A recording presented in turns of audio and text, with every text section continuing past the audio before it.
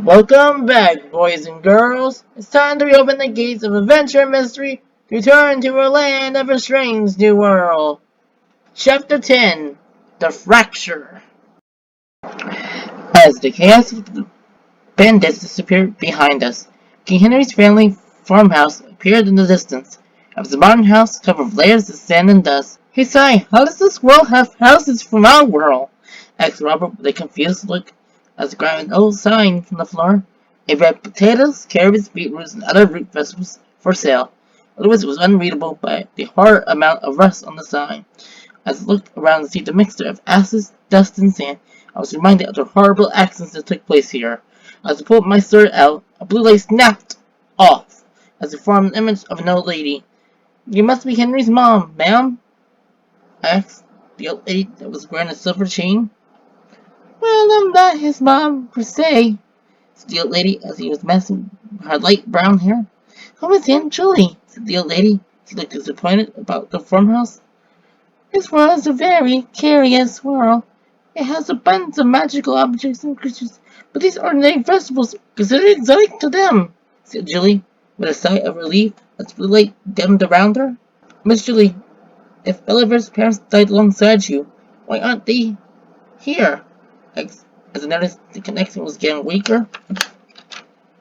Um, well, I don't, said Julie as he was interrupted by Vera barging in. "They never had enough magic to manifest a physical form of memory from your sword, sigh," said Vera as Julie's form was slowly fading away. "I would like to apologize for my grandparents' accent," said Vera in a very sincere tone. So the light fully disappeared. "Why does he look like a lady that disappeared a couple years ago?" asked Robert as we all left the farmhouse. After climbing on the back of the black winged horse, we sailed through the midday sky as I glanced down to see the night hounds retreating, while the bandits walked away in some kind of victory against the most ferocious animal in the desert. As we flew past King Raz's collapsed pyramid, thought about how many times friends became enemies in this world. I wonder if Robert will ever become my enemy. "That can never happen, right?" I whispered to myself as we landed in the middle of a caravan village. As me and Robert jumped off the horse, Vera divulged Celine and her little friend got the second piece of the Black Crown. As Vera flew away, so the bunch of kids playing in the nearby river. As he pulled out the golden heart charm, it started to glow. As he continued to walk through the crowded streets, the golden heart flew back to Celeste and Reese. "Well, this world is very adventurous, Si," said Celeste, as both her and Reese came from the river. The golden heart charm fell back into my hands. I said, "Celeste, I told you and Reese to stay at the mansion, but you didn't listen to me. So I'll make sure you won't disobey me again," I said in a fierce tone as I switched the golden heart charm for a marble. As I shouted, "Enchantress!" I threw the marble in the air. It exploded into dark blue light that covered the whole entire village. "From now on, I will know when you even leave this village," I said in a protective tone as there was now a crowd of onlookers around us. "But," said Reese as he was terrified at me. "Hold up, Si. Are you taking this a little bit too far?" asked Robert as he pulls an arm in front of Reese. As the sword of red glass fell into her lap. "No, Robert. I want my sister to stay safe!" I yelled as I pushed him down. "I don't want her to eat a poison apple or pinprick by a spinning wheel," I add as Robert stand back though. "Sorry, Si. I don't want my sister to stay confined in a tower any longer than what she has to," said Robert as his eyes glowed red for a bit.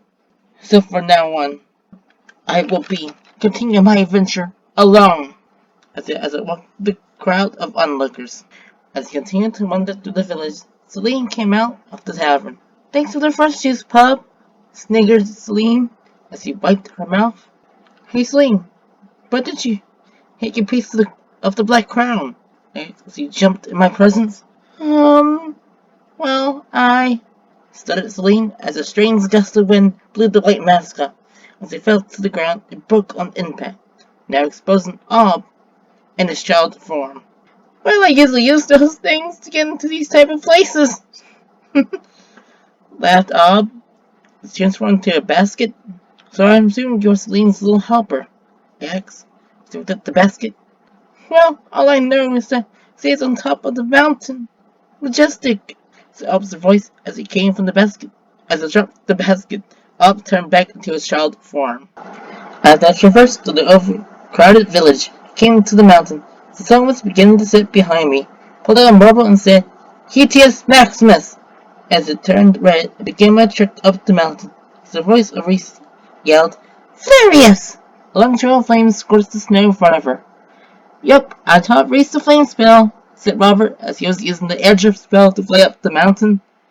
As I continued climbing up the mountain, I ignored them both. They played with magic like a toy, even though it wasn't magic, a tool that should be used properly.